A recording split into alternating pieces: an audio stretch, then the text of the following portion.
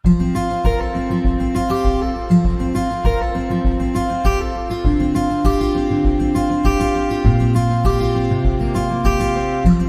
everyone.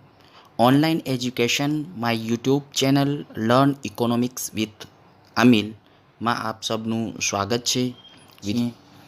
તો ઉત્પાદનનો ટૂંકો ગાળો અને ઉત્પાદનનો લાંબો ગાળો શું છે એના વિશે બરોબર રીતે સમજીએ. આ ચેપ્ટરમાં ખૂબ જ ધ્યાન આપવાનું છે, કારણ કે વિદ્યાર્થી મિત્રો આ ચેપ્ટર જે છે એ આખો ઉત્પાદનને લગતો છે. આપણો અર્થતંત્ર જે છે એ મુખ્યત્વે પેઢીઓ ઉપર આધાર રાખે છે. પેઢી જે છે મૂડીરોકાણ કરશે ત્યારે જ અર્થતંત્ર ધબકતો રહે છે. તો સમયનો ટૂંકો ગાળો એટલે શું? પરીક્ષામાં 2 ગુણમાં અવારનવાર પૂછાઈ ગયેલું છે. તો સૌથી પહેલાં આપણે સમયનો ટૂંકા ગાળા વિશે સમજીએ. તો સમયનો ટૂંકો ગાળો એટલે એવો ગાળો કે જેમાં પેઢી પોતાના કદમાં ફેરફાર કરી શકતી નથી અને પોતાની જે સ્થાપિત ઉત્પાદન શક્તિના ઉપયોગ જે છે એમાં વધઘટ કરી મર્યાદિત પ્રમાણમાં ઉત્પાદનમાં ફેરફાર કરી શકાય છે.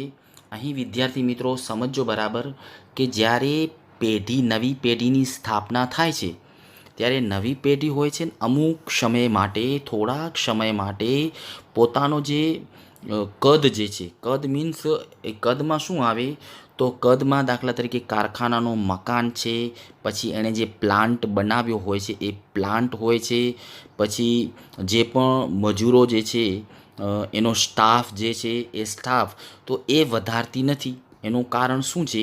કારણ કે હજી પેઢી નવી આવેલી હોય છે.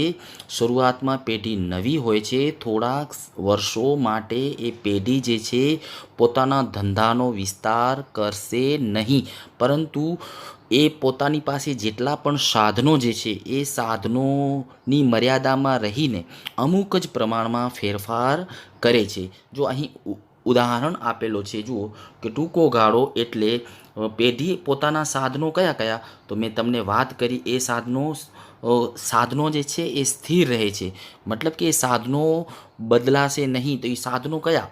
તો જો આખો પ્લાન્ટ, જે પ્લાન્ટ હોય, પ્લાન્ટ મીન્સ જે વસ્તુનું ઉત્પાદન થાય છે એ પ્લાન્ટ, પછી એની યંત્ર સામગ્રી, પછી એ ફેક્ટરીનું મકાન, જે તમને વાત કરીને ફેક્ટરીનું મકાન. શરૂઆતમાં જે પેઢી જે છે પોતાનું આ જે મકાન બનાવે છે, જેમાં ઉત્પાદનનું કામ ચાલે છે, એ આ ફેક્ટરીનું મકાન જે છે એ પણ નવો બનાવશે નહીં. જે ફેક્ટરીનું મકાન શરૂઆતમાં હોય છે એને સ્થિર રાખે છે, મતલબ કે નવો મકાન બનાવશે નહીં, કારણ કે પેઢી નવી હોય છે શરૂઆતના સમયમાં, બરાબર. જ્યારે અસ્થિર સાધનો એટલે કયા? તો કાચો માલ છે, બળતણ છે, કામચલાઉ મજૂરી છે, વગેરેમાં અમુક ફેરફારો કરે છે. પરંતુ આ જે સ્થિર સાધનો જે છે, સ્થિર સાધનો કયા?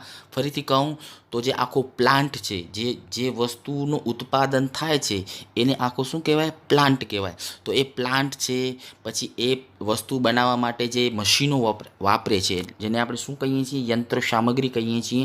તો એ યંત્ર સામગ્રી છે અને એ ઉત્પાદન છે જે મકાનમાં થાય છે, એટલે કારખાનાનું મકાન જે છે એને શું રાખે છે? સ્થિર રાખે છે, મતલબ કે એમાં કદમાં વધારો કરતી નથી. પરંતુ અસ્થિર સાધનો જે છે એમાં અમુક અંશે થોડીક મર્યાદામાં ફેરફાર કરી શકે છે. પછી છે સમયનો લાંબો ગાળો. હવે સમજજો બરાબર વિદ્યાર્થી મિત્રો. પહેલાં શરૂઆતમાં નવી પેઢી હોય છે ત્યારે એ અમુક સમય માટે ફેરફાર નથી કરતી, જેને આપણે ટૂંકો ગાળો કહીએ છીએ, કે પોતાના સાધનો જે છે, સ્થિર સાધનો, શરૂઆતના કારખાનાનું મકાન છે, યંત્ર સામગ્રી છે, પ્લાન્ટ છે, એમાં ફેરફાર કરતી નથી, કારણ કે નવી છે. પછી પેઢી જેમ જેમ અર્થતંત્રમાં જૂની થતી જાય છે, પેઢી ફેમસ થતી જાય છે, પેઢીને નવા ઓર્ડરો મળતા જાય છે, મતલબ કે પેઢીના ચીજવસ્તુઓની માંગમાં વધારો થતો જાય છે, ડિમાન્ડ વધતી જાય છે, પેઢી ફેમસ થતી જાય છે, પ્રચલિત થતી જાય છે, તેમ પેઢી જે છે પોતાના કદમાં જે છે એ વધારો કરે છે. કદમાં બધા જ સાધનોમાં ફેરફાર કરી અને એકમના કદમાં, જે તમને વાત કરી ને, એકમના કદમાં વધારો કરે છે. એટલે કે પેઢીની સંખ્યામાં વધઘટ કરી માંગના પરિવર્તન પ્રમાણે ઉત્પાદનમાં પણ ફેરફાર કરે છે. મેં તમને સમજાવ્યું એ પ્રમાણે છે. જેમ જેમ પેઢી જૂની થતી જાય છે, ફેમસ થતી જાય છે, પ્રખ્યાત થતી જાય છે, નવા નવા વેપારીઓનો ઓર્ડર મળતા થઈ જાય છે, તો એને વધુ ઉત્પાદન કરવું પડશે. વધુ ઉત્પાદન કરતાં જે અગાઉના જેટલા સાધનો હતા એ ઓછા પડશે. એટલે એને કદમાં, પોતાના કદમાં ફેરફાર કરવો જ પડશે. મતલબ કે જે એક કારખાનાનું મકાન હતું એની જગ્યાએ હવે કદાચ એને પેઢીને બીજો પણ કારખાનાનો મકાન બનાવવો પડે. પછી જે યંત્રો શરૂઆતમાં હતા એ યંત્રો અપૂરતા પડતા હોય છે માંગને પહોંચી વળવા માટે. એટલે નવા યંત્રો પણ વસાવશે અથવા નવા કામદારોને પણ રોજગારી આપશે. ટૂંકમાં લાંબા ગાળામાં પેઢીના કદમાં વધારો થાય છે. મતલબ કે ચીજવસ્તુ અને સેવાની માંગમાં વધારો થતાં પેઢી જે છે પોતાના ઉત્પાદનમાં, આખા ઉત્પાદનમાં જ ફેરફાર કરે છે અને પેઢીના ઉત્પાદનના વેચાણમાં વધારો થાય છે, માંગમાં વધારો થાય છે. એને લીધે સ્થિર સાધનો જે છે એ સ્થિર સાધનો, ફેક્ટરી, કારખાનાનું મકાન છે, યંત્ર સામગ્રી નવી ખરીદશે, નવા કામદારો, નવો સ્ટાફ વસાવશે, એમાં વધારો કરશે. એ ક્યારે? તો લાંબા ગાળામાં. સમય જોઈ શકાય છે આકૃતિમાં કે શરૂઆતમાં પેઢી હોય છે ને, અહીંયા પેઢી નવી આવી હોય છે ત્યારે એનું ઉત્પાદન ઓછું હોય છે. પછી પેઢી જેમ જેમ વિકાસ કરતી જાય છે, અહીંયા જોઈ શકો છો સીડી, તો એમ એમ એ પેઢીના કદમાં જે છે આ શું છે, સીડી ઉપર ચડતી જાય છે. મતલબ પેઢીના કદમાં વધારો થતો જાય છે. એના લીધે નવી યંત્ર સામગ્રી, નવો પ્લાન્ટ, પછી નવો કારખાનાનું મકાન પણ બનાવવો પડે છે. પછી આપણે સમજીએ હવે જે મેઇન જે ઉત્પાદન ખર્ચ આવે છે, ઉત્પાદકોને ઉત્પાદન કરવા માટે લાંબા ગાળાના પણ ખર્ચ આવે છે અને ટૂંકા ગાળાના પણ ખર્ચ આવે છે. હજી અર્થતંત્રમાં નવી પેઢી જ્યારે ઉત્પાદન કરવા માટે પોતાનું મૂડીનું રોકાણ કરે છે ત્યારે એને સૌથી પહેલાં તો કંઈક વ્યવસ્થા કરવી પડશે. તો નવી પેઢીને પહેલે શું વ્યવસ્થા કરવી પડશે? તો સૌ પ્રથમ પહેલે માની લો કે એને જમીન જે છે, આ જમીન છે, એ જમીન લેવી પડશે, જમીન જોવી પડશે. જમીન લે, એક સ્થાન નક્કી કરવા માટે ઉદ્યોગ, કંપની, કારખાનાના સ્થાન માટે એક જમીનની પસંદગી કરવી પડશે. પછી આ જમીન ઉપર શું કરવું પડે? તો આ જમીન ઉપર પહેલે કારખાનાનું મકાન બનાવશે, બરાબર. પછી શું કરશે? પછી મૂડીની વ્યવસ્થા કરશે, પછી એનો વીમાની વ્યવસ્થા કરશે. મકાન, કારખાના માટે, ઉત્પાદન માટે વીમાની વ્યવસ્થા કરશે, મૂડીની વ્યવસ્થા કરશે. પછી આ જે અહીંયા કારખાનું બનાવ્યું છે, જમીન ઉપર કારખાનું બનાવ્યું છે, તો એમાં શેનો પ્લાન્ટ નાખે છે, એટલે એ પ્લાન્ટ માટે કઈ કઈ યંત્ર સામગ્રી જોઈએ છે એ યંત્ર સામગ્રી વસાવશે. તો આ શું છે, હજી ઉત્પાદન ચાલુ થયું નથી છતાં પણ જમીનની જરૂર પડી, પછી એના ઉપર કારખાનું પણ બનાવવું પડ્યું અને પછી મૂડીની પણ વ્યવસ્થા કરવી પડી, મૂડીનું વ્યાજ પણ ચૂકવવું પડશે, પ્લસમાં વીમો પણ કઢાવવો પડશે. હજી ઉત્પાદન ચાલુ થયું નથી છતાં આ બધા ખર્ચા જે છે એ તો ઉત્પાદક પેઢીને આવ્યા છે. તો આ ખર્ચાને જ આપણે શું કહીએ છીએ વિદ્યાર્થી મિત્રો? સ્થિર ખર્ચ કહીએ છીએ. મતલબ કે હજી ઉત્પાદન થયું નથી, ઉત્પાદન નથી વધ્યું, ઉત્પાદન નથી ઘટ્યું, ઉત્પાદન 0 છે છતાં પણ આ બધા ખર્ચા તમે જોઈ શકો છો. જમીન ઉપર બનાવેલું કારખાનાનું મકાન, પછી મૂડીની વ્યવસ્થા કરી, વીમો પણ કઢાયો અને આ બધા ખર્ચા જે છે, સ્ટાફ પણ અમુક વસાવ્યો, આ બધા ખર્ચા શરૂઆતમાં કરવા પડે છે. એને જ આપણે કયા ખર્ચા કહીએ છીએ? સ્થિર ખર્ચ કહીએ. અર્થમાં આપેલું છે કે ઉત્પાદન વધતો નથી. જો આપણે હમણાં જ આકૃતિ બનાવી તો એમાં ઉત્પાદન હજી થયો નથી છતાં એ ખર્ચમાં કોઈ વધતો નથી. મતલબ કે જે ખર્ચ કરવો પડ્યો, માની લો કે જમીન, આ પ્લાન્ટ વસાયું, મૂડીની વ્યવસ્થા કરી, એનો ટોટલ ખર્ચ માની લો કે 1 કરોડ રૂપિયા થયો છે.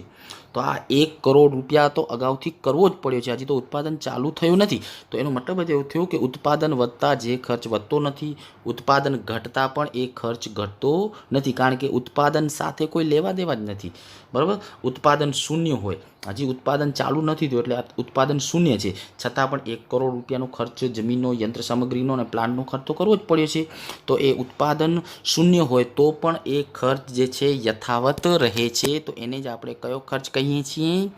સ્થિર ખર્ચ કહીએ છીએ. વિદ્યાર્થી મિત્રો, હવે તમે બરોબર રીતે સમજી ગયા હશો. ફરીથી અર્થ સમજાવું કે ઉત્પાદન વધતા વધતો નથી, મતલબ ઉત્પાદન સાથે કોઈ સંબંધ નથી. ઉત્પાદન વધતા વધતો નથી. ઉત્પાદન ઘટતો હોય તો પણ એ ખર્ચ ઘટતો નથી, અને ઉત્પાદન શૂન્ય હોય તો પણ એ ખર્ચ યથાવત એટલે કે એમને એમ રહે છે. તો એવા ખર્ચને આપણે શું કહીએ છીએ? સ્થિર ખર્ચ કહીએ છીએ. મતલબ કે સ્થિર ખર્ચને ઉત્પાદનના પ્રમાણ સાથે કોઈ લેવા દેવા નથી, ઉત્પાદનના પ્રમાણ સાથે કોઈ જ સંબંધ નથી. આપણે ઉદાહરણ લીધું ને કે જમીન છે, જમીન ઉપર કારખાનાનો મકાન બનાવ્યો, પછી મૂડીની વ્યવસ્થા કરી, પછી યંત્રો લીધા.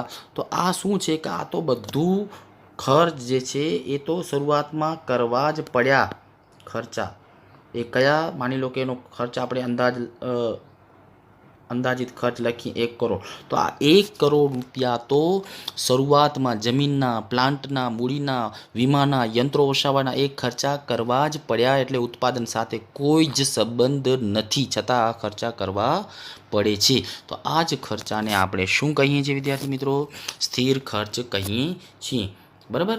જો અહીંયા આપેલું છે કે દાખલા તરીકે કર્મચારીઓનો પગાર, શરૂઆતમાં પગાર આપવો પડે છે, મકાનને ભાડું આપવું પડશે, મિલકત વેરો ભરવો પડશે, વ્યવસાય વેરો ભરવો પડશે, પછી મૂડી જે લીધી છે એનું વ્યાજ પણ ભરવું પડશે, વીમાનું પ્રીમિયમ પણ આપવું પડશે. આ બધા ખર્ચા એને કરવા જ પડ્યા છે. હજી ઉત્પાદન ચાલુ નથી થયું, છતાં પણ આ બધા ખર્ચા જે છે એને કરવા પડશે.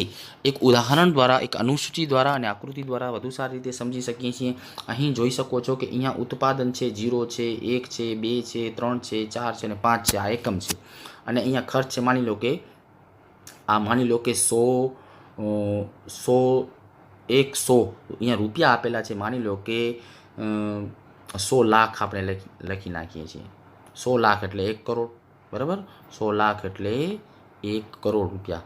હવે જો આ 1 કરોડ રૂપિયા છે, જો અહીંયા ઉત્પાદન 0 હોય, 1 હોય, 2 હોય, 3 હોય, 4 હોય કે 5 હોય, બરાબર, છતાં એને માની લો કે ખર્ચ કેટલો આવ્યો છે? 100 ને 100. તો આ ખર્ચ જે છે એ 100 રહે છે.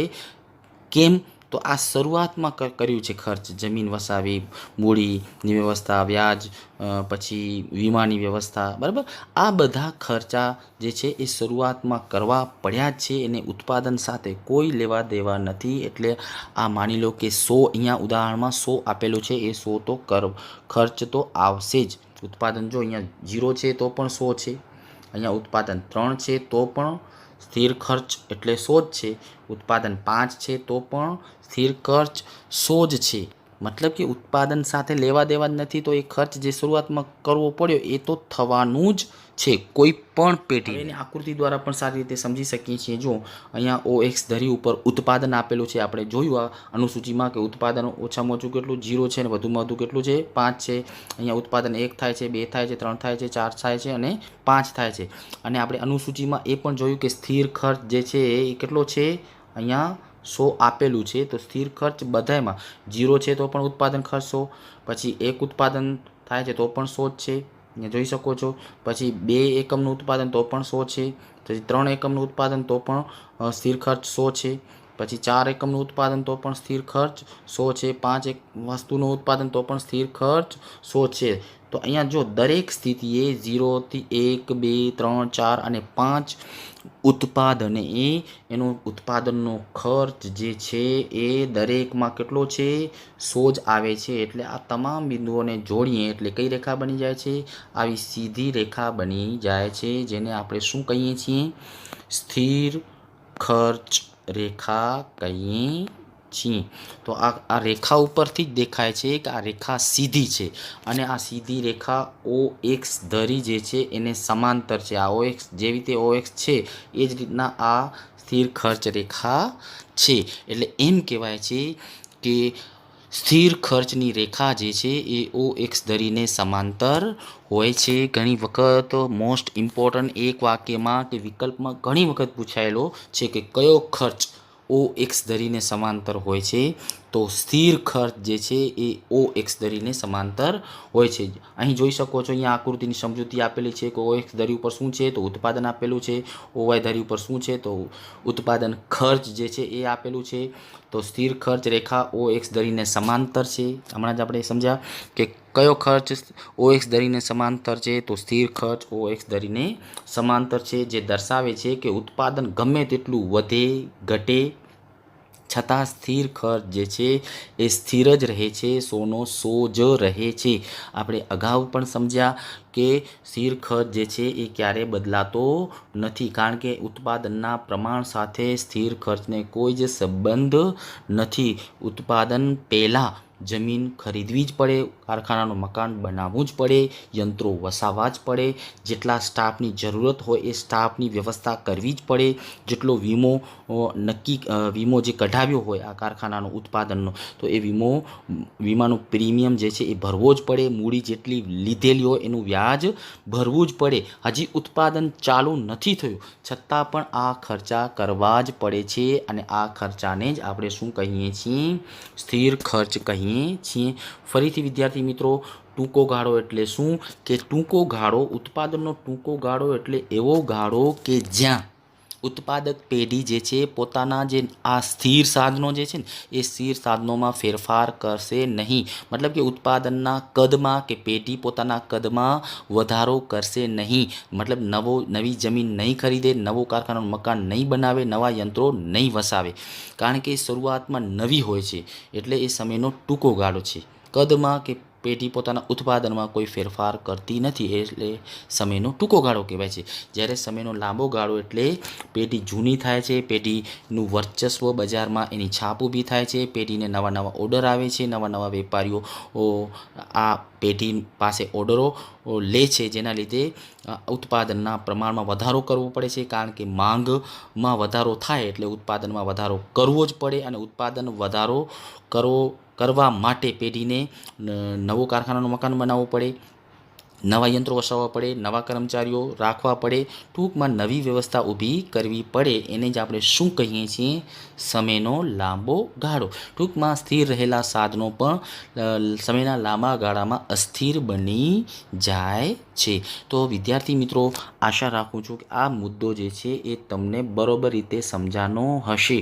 વિદ્યાર્થી મિત્રો, યુટ્યુબમાં તમે મારા વિડીયો જુઓ છો, તમને બરોબર રીતે જો સમજાતો હોય તો પ્લીઝ સબસ્ક્રાઈબ કરી નાખશો, અને બાજુમાં જે બેલ આઇકન હોય છે એને પણ પ્લીઝ દબાવજો, જેથી હું જે પણ નવો વિડીયો મૂકું તો એની તરત જ તમને નોટિફિકેશન મળી જશે. વિડીયો જોયો એ બદલ થેન્ક્સ.